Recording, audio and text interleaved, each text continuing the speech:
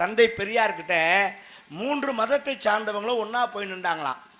யாரு? இந்து மதம், கிறிஸ்துவ மதம், இஸ்லாமிய மதம், எல்லாரும் 3 பேரும் ஒன்னா போய் பெரியாரை கும்பிட்டாங்களாம்.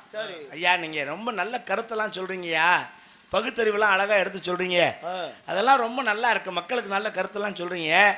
ஆனா அந்த சாமி இல்லைன்னு சொல்றீங்களே அதுதான் எங்களுக்கு கொஞ்சம் மனசு வேதனையா இருக்கு. அவனு 3 பேரும் சொன்னாங்களாம். அப்பதான் அந்த 3 பேர்த்தையும் கேட்டாராம், ஐயா வாங்க நீங்க இஸ்லாம் மதத்தவர் தானே, நீங்க யாரையா கும்பிடுறீங்க? நாங்க அல்லாவை கும்பிடுறோம். சரிங்கய்யா, அல்லாவை கும்பிட்றீங்க, முருகன் இருக்காருன்னு ஒத்துக்கிறீங்களா அப்படின்னாராம். அது முருகன் இருக்காரா இல்லையா அது நமக்கு தெரியாது, ஆனால் அல்லாஹ் பரிபூர்ணமாக நாங்கள் கும்பிட்றோம். அவர் கிறிஸ்துவ மதத்தை கூப்பிட்டு கேட்டுருக்காரு. சரி நீங்கள் யாரை கும்பிட்றீங்க? நாங்கள் இயேசுவை கும்பிட்றோம். இந்த அல்லான்னு சொல்கிறாங்களே அது இந்த முருகன் இதெல்லாம் நீங்கள் நம்புறீங்களா அப்படின்னாராம். அது இருக்கோ என்னமோ நமக்கு தெரியாதுங்க, நாங்கள் வந்து இயேசு கிறிஸ்துவை மனசார கும்பிட்றோம், அவர் 3ஆம் நாள் உயிர் திறந்திருக்காரு அப்படின்னு அவங்க.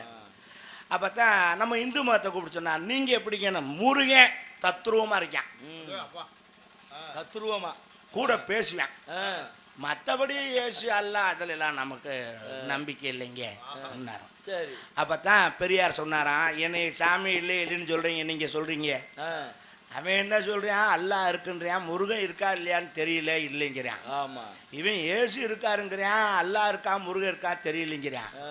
இவன் முருகன் இருக்காரு, மற்ற 2 இருக்கோ இல்லையோ நமக்கு தெரியாதுங்கிறான். ஆக நீங்கள் 3 பேருமே ஏதோ ஒரு விதத்தில் இல்லைன்னு தான்டா சொல்கிறீங்க, நான் மொத்தத்தில் எதுவும் இல்லைங்கிறேன், அவ்வளவுதான்டா. இப்போ எப்படி விஷயம் பார்த்தீங்களா?